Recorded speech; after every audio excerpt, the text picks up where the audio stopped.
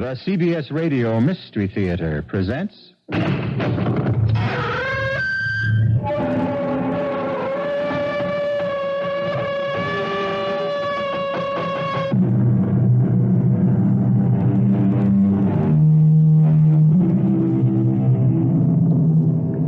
in.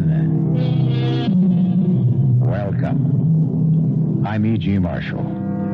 Welcome to the world of terrifying imagination. Once upon a time, there was a poor and common man named Matthew Mall, who owned a couple of acres that were desired by a rich and titled man named Colonel Pinchian, who wished to build a house on the property. Since the colonel could not acquire the land by lawful means, he took others. The year was 1650, and he connived to have Matthew Mall declared a wizard, condemned to die on the scaffold, which is where our story begins. Quiet!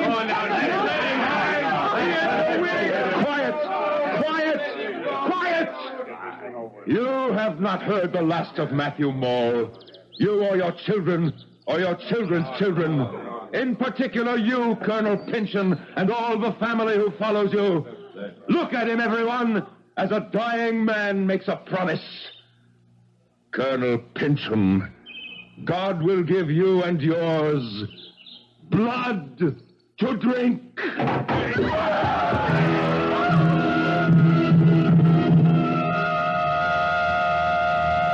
is the story of my long revenge, which began with the moment my adversary first entered his new-built house, with his portrait locked into the paneling above his desk chair. For there, the first of the Pinchians, the Colonel Pinchian who sent me to my death, was found dead, drowned in his own blood. The doctors called it apoplexy, but we know better. Death brought him blood to drink, the first of much, for his house was doomed.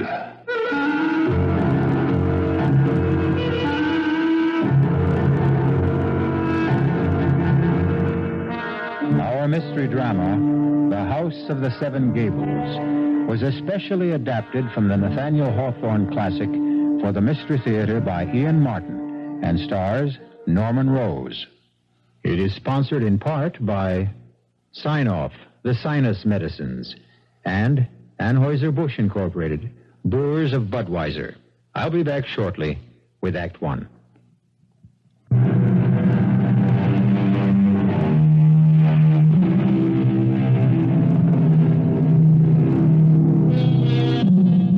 Halfway down a by street in one of our New England towns stands a rusty wooden house with 7 acutely peaked gables facing towards various points of the compass and a huge clustered chimney in the midst.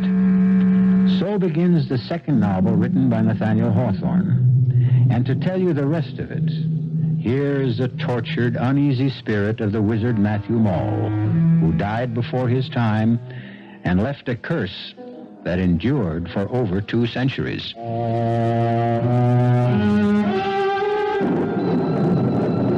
38 years is my grave, and yet I rise from it as casually as an ordinary man from his bed.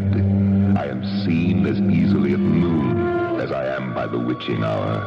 I am an extraordinarily pestilent ghost, and I have left an estate which will mangle and torture and destroy at last the whole clan of Pinchians. Shall we take a case in point? Yes? Well, what is it? You sent for me, Mr. Pinchian. The name is Matthew Mall, son of him who built this house for your grandfather, grandson of the rightful proprietor of your soil. Oh, the ancient dispute. That matter has been settled by competent legal authorities. In favor of the family Pinchian. Self-evidently. I am in residence and you are not. Then stay here and rot. A moment, Mr. Mall. Will you attend me in the living room? At your request. To what purpose? Well, perhaps to our mutual interest. There's a legend that my family, that, to be precise, the same Colonel Pynchon who looks down on us from above the living room fireplace here, had a deed to certain vast real estate holdings from an Indian grant. Holdings of incalculable value. I've heard the story. Are you also aware that in the settlement of the estate, no deed was found to lay claim to them? Oh, yes. But his claim was on the verge of settlement when my grandfather died suddenly. In answer to my grandfather's curse. Of apoplexy. Which is, in non-medical terms, not far from literally drinking one's own blood. I did not bid you here to renew old quarrels, simply to make you a proposition. Very well, I'm listening. There's a rumor that whatever quarrel lay between our ancestors, yours was the one made the best bargain in the long run. By being hanged? However he died, he was only a step or two ahead of the Colonel. For while the Colonel won out in buying and owning the land Seven Gables stands on, he lost a kingdom when the deed to half the state of Massachusetts was lost. Or hidden. Mr. Pynchon, what is your proposition? Your father was the architect of this house.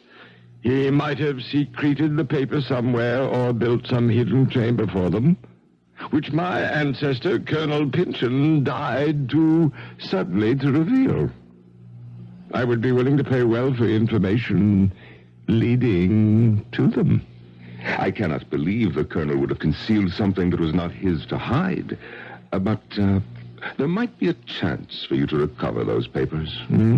How? I'll make a contract with you. This house and the property. For the papers, if I can locate them. No, damn me, if I'll permit it. Did you say something, sir? No. Why? Well, I could have sworn I heard a voice.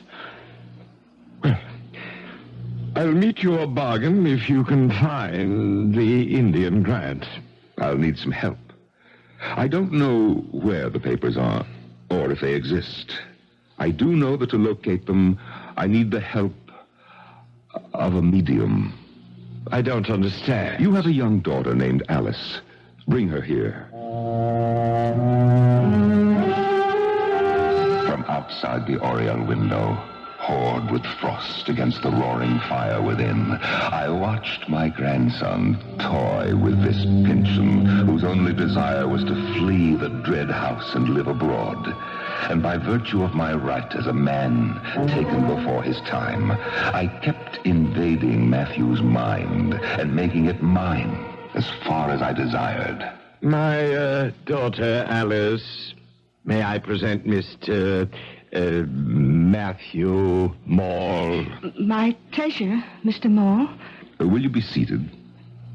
Father? Do as he asks. Very well. Now, I ask you to fix your eyes on mine. From the moment that gentle girl raised her eyes, she was ours, mine. It was enough, perhaps, that already the Maules had the reputation that they could enter people's dreams and that no grave could hold them. By now, there was a further belief that they could mesmerize the unwary. There is your daughter, Mr. Pynchon. Speak to her. Alice! Alice, answer me! Oh, softly, softly, Mr. Pynchon. Is it my crime you have sold your daughter for the hope of getting back a sheet of yellow parchment? What would you do with her? Why, only as you asked. Use her as a medium to try to make you rich. How? You'll see. Unless you wish to call our barter deal off. No! But proceed in God's name. Very well. Listen to me, Alice Pynchon. Listen with your mind. Cast off your body. Think. think back away through the years, but cling to me. Let him who holds the secret of the Indian land deeds come forth peaceably and without delay. Call him. I know not who he is. Then ask. Colonel Pynchon? Great-grandfather? Can you hear me? Can you hear me? Call on my grandfather, whom your great-grandfather hanged. Matthew Moore? Matthew Moore? Are you there? Speak. I hear you in the grave, Miss Pynchon. Oh, what rare sport to watch your father Gervais shivering in mortal dread, and you, my fine lady, no more responsible for your actions than a puppet. And my grandson speaking words and using powers only I could confer on him. But the secret? The secret I am not yet ready to divulge.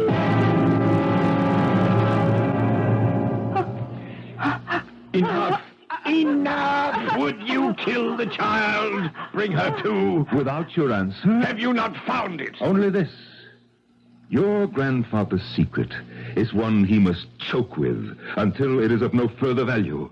So, keep the House of Seven Gables. Wake my daughter from her trance. As far as I can. What mean you? Well, she will walk and live and breathe.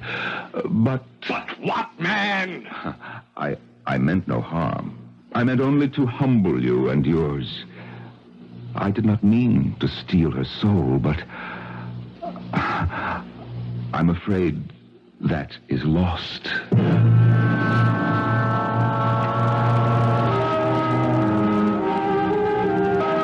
The years rolled by, and generation by generation, I took my toll on the Pynchon brood. The once proud family dwindled and thinned out. I have had little need to move my rusty bones or decaying flesh, since they have wrought their own destruction, save till now. But in this century, I must arise again. Cousin Hepzibah. Geoffrey Pynchon, what brings you to Seven Gables? Why, I take it since you have opened a 1-cent store, it is open to any member of the public? Not to you. Never to you. Judge. Judge not, that ye shall be judged. Well, surely after all these years, and in respect of what I've just arranged for Clifford... You are not welcome in this house. Not even in a public shop, Hepzibah Pynchon. The shop is a necessity, now more than ever. Because of Clifford's return? Oh, but surely you know if you're in need you can call on me. Or bring your brother and yourself to live on my estate. Oh, you know I will take no charity from you, now or ever. How dare you offer it after what you've done to Clifford? I? Yes, you hate him. For what reason, I know not, but hate him you do. You do me wrong, sweet cousin. But I am a forbearing man. I bear what crosses God sends me to bear. I will not trouble you more now, but wait for Clifford's return.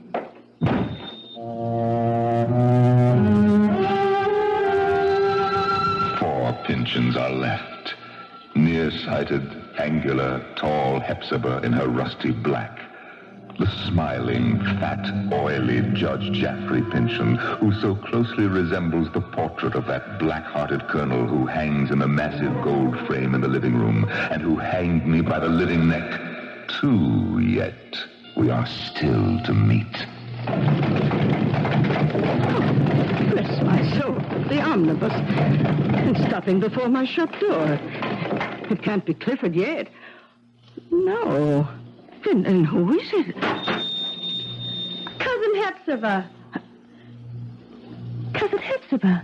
Oh, don't you know me? Cousin? Oh, no Pynchon ever looked as lovely as you, child. Cousin Hepzibah, you flatter me, but you can't deny it. I am your country cousin. And my mother sends you her love and regards. in hopes my visit to you will not put you out. Your visit? You intend to stay? Didn't you get my mother's letter? No. I don't understand about the letter. Oh, it doesn't matter now. You're here. But, child, I don't see how you can stay. Oh, I don't expect to be a guest. I mean to earn my bread. I can find plenty to do, cousin. The garden and flowers and the chickens will keep me out in the open air, and I can't help in the shop. Please let me stay. Well, you can stay at least the night. But in any case, the decision whether or not you remain at the House of Seven Gables is not up to me. Tomorrow, its master returns home. My brother Clifford, who is coming home at last. I think I remember my mother and father mentioning him, but as though he were dead. Where has he been? In prison. Prison? Why? For the murder of our uncle, the judge's father, Geoffrey Pynchon.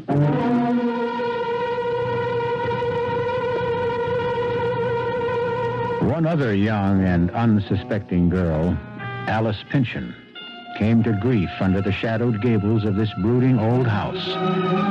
Is another to share the same fate? We'll find out when I return shortly with Act 2.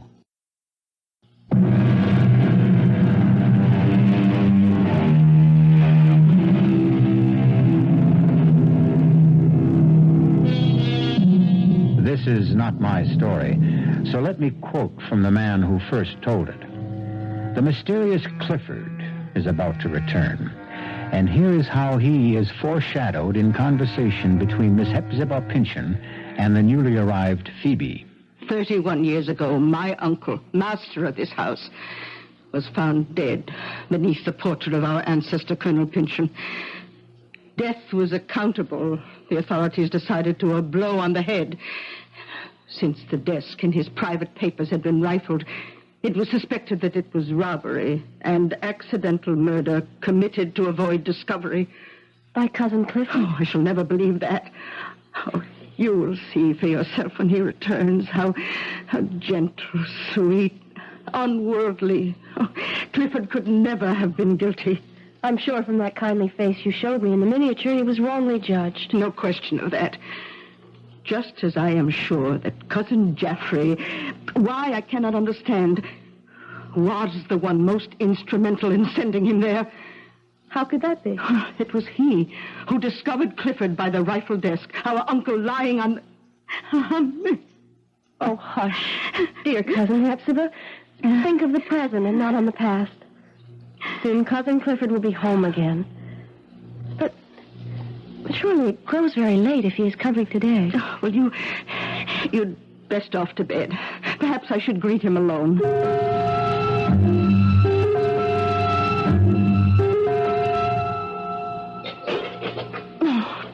Oh, dear, how shall I manage? May I help, Cousin Hepzibah? Oh, I'm old thumbs when it comes to cookery. You see, I've lost whatever art I had all these years alone. And I wanted Clifford's first breakfast to be so tasty. You have a fire going bright enough to chase the morning dusk. Since the oven is hot, would you like me to bake an Indian cake? Oh, it was Clifford's favorite all those years ago. Well, then bake it I shall. What else can I do? Oh, the coffee. Real mocha, if you would grind it. We'll make a breakfast fit for a king. A tired, sad king, worn out by exile. Is he not well? You shall see for yourself soon enough, dear Phoebe. Oh, hush, he's coming. Oh, let him see you first, Phoebe. He likes bright faces, and mine is old, set in a scowl. Clifford, dear, let me help you. The weakness is locked inside, Hepzibah. Nothing you or anyone can help. But we are not alone. No, he is Phoebe. Phoebe, Arthur's only child. You remember I told you about her last night. Phoebe Pynchon. Phoebe. Ah, Arthur's child. Yes, I forget. You are welcome. Thank you, Cousin Clifford. Oh, come sit here. Take this chair. Is this you, Hepzibah? How changed. How changed.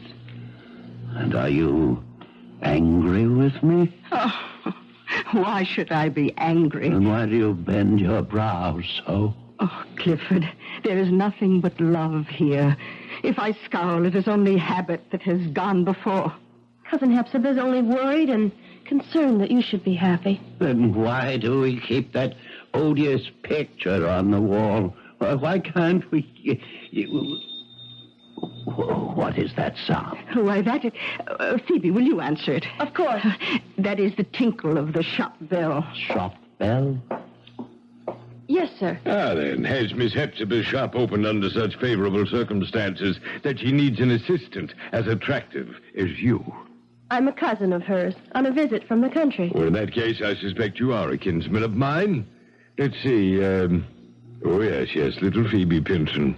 I am your kinsman, Judge Pinson, my little niece. Oh, surely I must pay you welcome. Oh, you resist me. I had not meant to. Oh, quite right, quite right. A young girl, especially a very pretty one, cannot but be chary of her lips. I did not mean to be unkind. Oh, I accept that. But are you afraid of something? Nothing I know of. I'll just step in and... What do you want, Geoffrey? Why, simply a short visit with my... No. He cannot see visitors. I warned you to take care. Clifford is on the brink of a blacker fate than yet possessed him. I need to see him. No, Hepzibah. Don't let him in. Beg him on your knees if you must. Ask him to have mercy. Mercy. You heard. I heard. But must I... You will not let me see him. I want to protect him. As you will. But you do me great wrong, cousin. I only wish to help him. I will find some other way. He seemed kind. Is his offer of help so wicked? Oh, Phoebe, he has a heart of iron. Oh, let me go back to rejoin my poor brother at breakfast. Of all of us, he's the one who most needs protection now.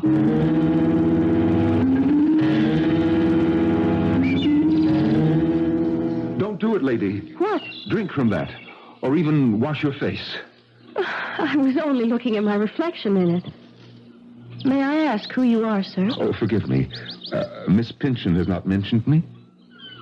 Mr. Holgrave, the boarder. The same, at your service. And you must be Miss Phoebe. Which gable is yours? Oh, my window is the one... Perhaps it is more seemly to ask the question of you, sir. By all means. I count mine the 7th, since it is by all odds the most remote and separate.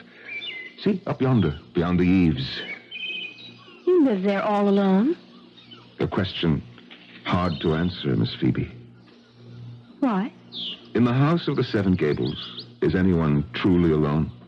It's hard to tell whether the rats outnumber the ghosts, or vice versa. Then why pick it as a lodging by free will? If you must know, I can afford little, and the rent suits my purse. The house also suits my profession. Your profession? Mm-hmm. I'm a maker of daguerreotypes. How fascinating. Can you really point a machine at someone and make a likeness of them? I can. Do you doubt it? Well, It sounds like a kind of magic to me. Technically, in its way. But the result is a quite faithful reproduction of the subject. For example, this. Oh, you created this? I recreated this, shall we say. It is a likeness. Never mind the likeness. Miss Phoebe, look deeper. What kind of man is this? Why, by all effects, a man of probity, of kindness, of property. Is the picture that alone? Or can one look deeper? Not knowing the subject, I don't see how. Look at that eye. In the midst of a sunny countenance, speaking of an open heart, And yet, observe carefully the cast in the eye, the line of jaw, the subtle twist of mouth. Here is the man, the true man, sly, subtle, imperious, hard, and withal as cold as ice. Do you recognize him now? Judge Pynchon. Still, there's some other resemblance. The daguerreotype is of the living judge. The resemblance is quite marked. Give or take the style of whisker, the fashion of cloth, the bloat of jowl, it could be the original Colonel Pynchon who choked on his own blood. Why have you this picture? For the same reason, I wish to have all the Pynchon clan. Miss Phoebe, will you sit for me sometime? I? In any history, one must balance the good against the bad. Who are you? A recorder of history by choice. Miss Hepzibah's lodger by chance. Will you sit for my portrait of you? To what end? That is beyond my power to say at this moment. Only that I can promise you, you are safe from any harm. And what do I get out of it? Well, first, what you put into it. Second, a record of your beauty. And third... And third? No less than your future. One way or another. Then how can I refuse? My object was to make sure, as best I could, that you shouldn't. For once, I was resting more secure in my rotting grave. The urge to wander grasped me less. The Pynchon dynasty was a sorry lot at best, save one. And a new dynamic force was guiding my course to its resolution. It was time to start to pull my winding sheet more closely about me and begin to leave the future to itself. But not yet. The curse was not yet played out.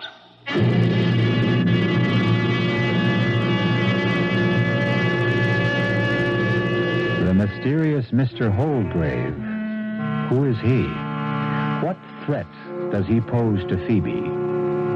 Perhaps the only breath of sanity to blow sweetly through the dusty corridors and winding staircases of both the Pynchon history and the house that encloses the living, as tight and inescapable as the coffin in the grave. We'll return shortly with Act 3.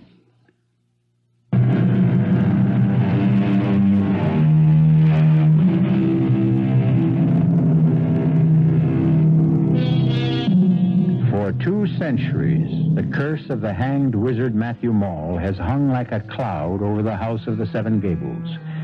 The dark, deteriorating, rat-infested, and ghost-ridden house has outlived its time.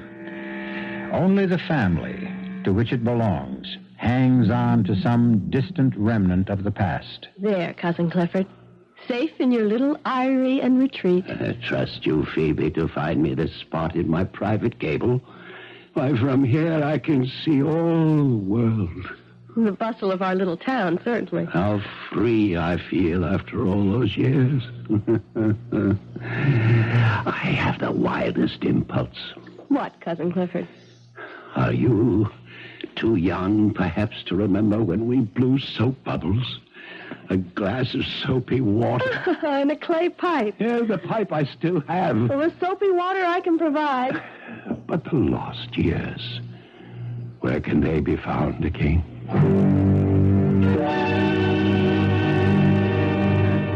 I wish his life were more than a shadowed gable overlooking the street. My Cousin Hepzibah, to watch the whole stream of life flow by is at least an introduction to the thought of returning to it. Oh, well, perhaps you're right. Here's your soapy water. Take it to him to blow bubbles.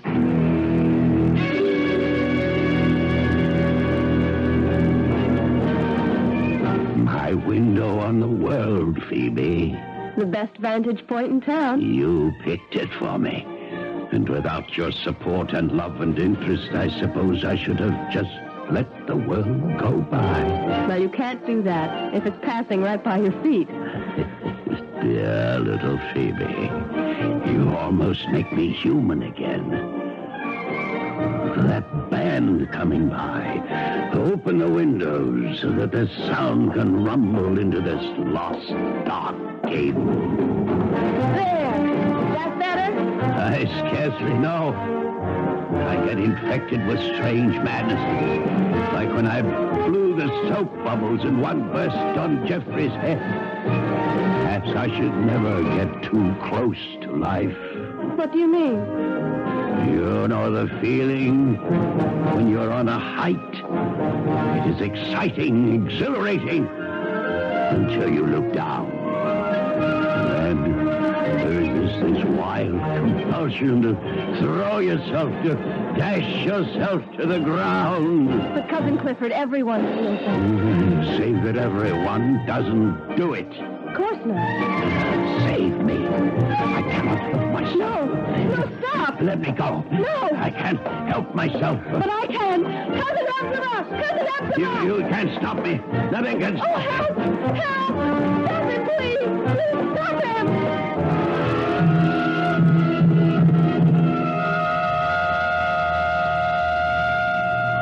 Good morning, Miss Phoebe. Mr. Holgrave, how can I thank you? For what? For answering to my cry? For helping me hold back my cousin Clifford? It's only fortunate that I was nearby. I don't know how to explain. Why should any of us try to explain the human effort, drive, psyche? We all react to our impulses and dreams to a greater or lesser degree. Did your cousin really want to jump? I was with him. I could scarce hold him. Why would he pretend? Why, indeed. At least there was no disaster. I'm glad I was part of avoiding that. I can never thank you enough. How can I do something in return? Sit for me. Let me make a daguerreotype of you. That's simple enough. But why? I wish I felt myself free to answer that completely, but, well, at least one obvious reason. There should be some permanent record of your beauty. I'm afraid you overstate your case. Or my case. So I must admit that even if you had not half admitted it, I would suspect you of some ulterior purpose. You never have quite trusted me, have you? It's just that I sense you are not quite what you seem to be. That... Oh, I don't know what I feel. What do you want my image for? Say that I want a record of the Pynchon family. And that alone? No.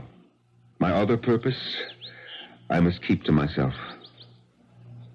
I could refuse. I hope you won't. It would be ungracious of me. I offered to do something in return for helping save Cousin Clifford's life. When? The sooner the better. There's a skylight in my gable room. The afternoon light would be perfect. If you'll meet me there at 5, I'll be ready for you. I never thought to see the day I would harbor any kindly thoughts for any Pynchon, but I find I have it in my heart to accept poor, withered Hepzibah and the half-mad Clifford. And as for Phoebe, well, she shall have an unseen protector observing from beyond the skylight window. There now, Miss Phoebe, we're ready to begin. Should we not have the door open and the windows unshuttered? No. I want no other light source than what strikes across my shoulder to you from above. And we must catch it now. All right, are you ready? What must I do? Well, lift your eyes to mine, above the lens. So. Now, relax. Think of something soothing. Blue sky. The ripples on a sunlit pond. Oh, yes.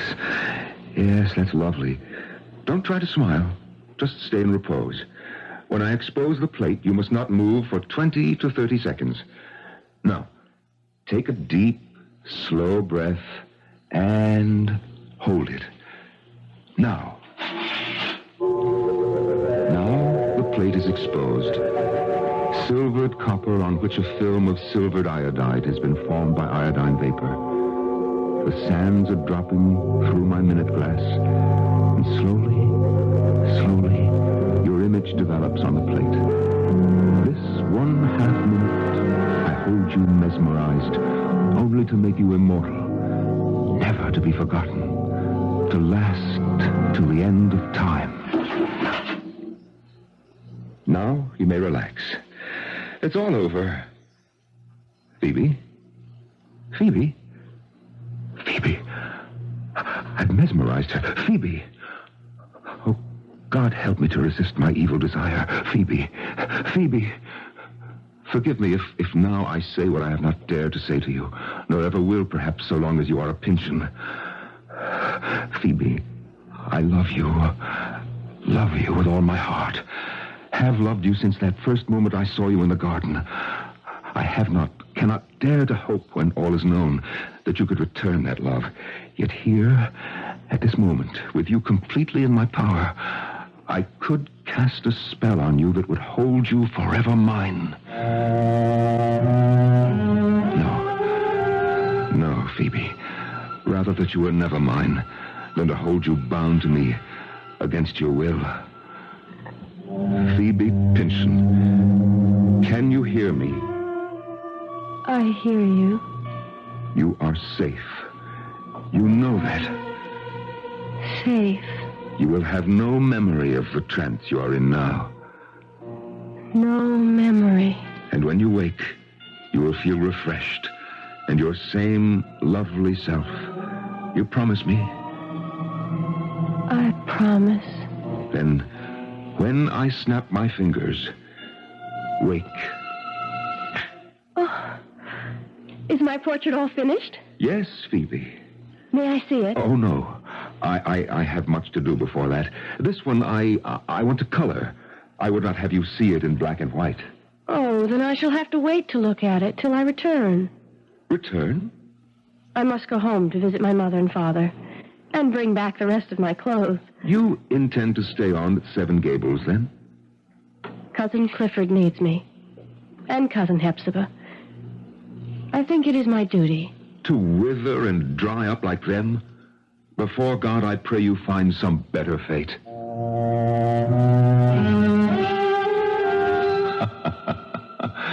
Some better fate indeed. Back in my grave, my bones are ready to settle to eternal sleep, and the curse is ready to be wound up. And the day after Phoebe left became the beginning of the end. Look at him, striding along the street toward the 1-cent shop, the picture of a man who owns most of the world and who intends to clutch the rest of it to him. The 200-year reincarnation of the Pyncheon who put me 6 feet under. Judge Jaffrey Pyncheon. Oh, Judge Pyncheon. Yes, Cousin Hepzibah, the same. What do you want? Well, what else, cousin, but to have done with all this? I want to see Clifford. No. It is my purpose to do so before I leave this house. Haven't you done enough to him? 30 years ago, our uncle died. His immense fortune was left to me, save for your life interest in this property and the house of the Seven Gables. To Clifford, not to me. Some months before our mutual uncle's death, Clifford boasted to me that he knew the secret of incalculable wealth. I believe that at this moment, if Clifford retain his wits and, if he chooses, he can tell me where the riches can be found, if he chooses. And if he can't, or doesn't? Back to the dungeon. I'll await your bringing him in here in the old colonel's chair. It should in any case have been mine, by right. I wish you ill of it, but I shall go find Clifford. So come the years full circle. Revenge is as dusty in my mouth as these old bones which moldering cry for eternal rest. Only one more remains who deserves his fate, the same one that overwhelmed his liverish ancestor, who still pouts like a peacock in the frame of the portrait behind the judge's head. God give him blood to drink. No, no. My watch. I have appointments to keep, important things to do. I can't. I can't. Drink deep and die. And dies the curse with you.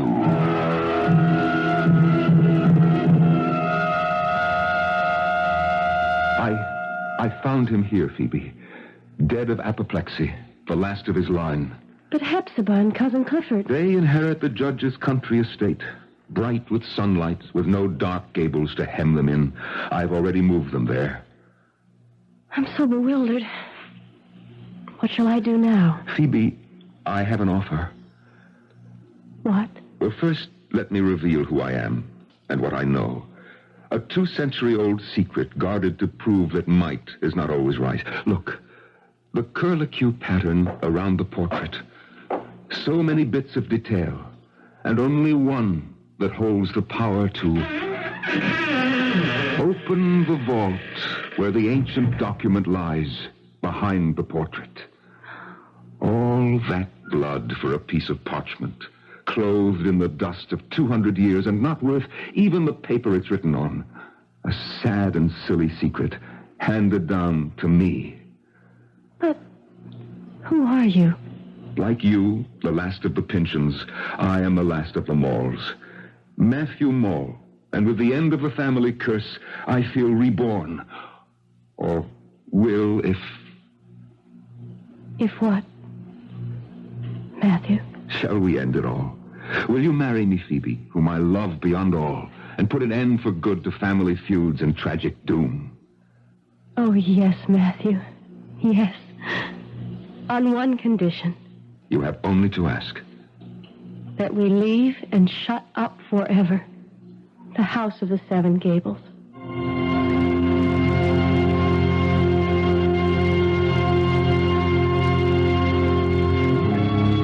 For several years, the house still stood. There were those who, passing it after dark, swore they could hear the tinkle of the harpsichord Alice Pynchon once used to play, the sound of the 1-cent shop bell, the cough of a man choking. But in a very few years, this had little of flesh or blood left in it, like all legends about haunted houses.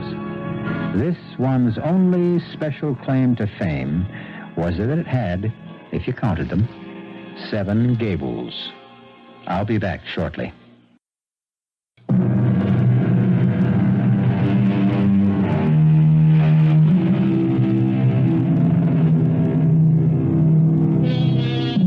It should come as no surprise that Judge Jaffrey Pynchon was the one who really murdered his uncle.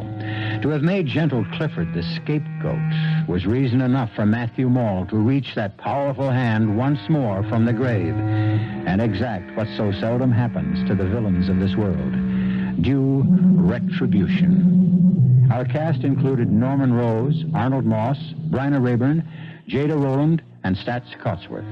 The entire production was under the direction of Hyman Brown. Radio Mystery Theater was sponsored in part by Buick Motor Division, the Kellogg Company, makers of Kellogg Special K cereal, and new sugar-free Diet 7-Up. This is E.G. Marshall inviting you to return to our Mystery Theater for another adventure in the macabre. Until next time, pleasant dreams.